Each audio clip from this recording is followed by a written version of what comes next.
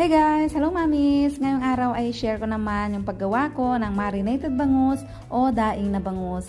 Nung isang araw ay pinakita ko sa inyo yung paggawa ng baked bangus tinapa at parehas lang po ang ginagawa kong paraan ng paglilinis at preparasyon sa mga bangus. At kung interesado po kayo, you can watch the full video para makita nyo kung paano ko inihahanda at ginagawa ang napakasarap at mabentang marinated na bangus. Mabenta syempre dahil masarap at hindi agad-agad nasisira.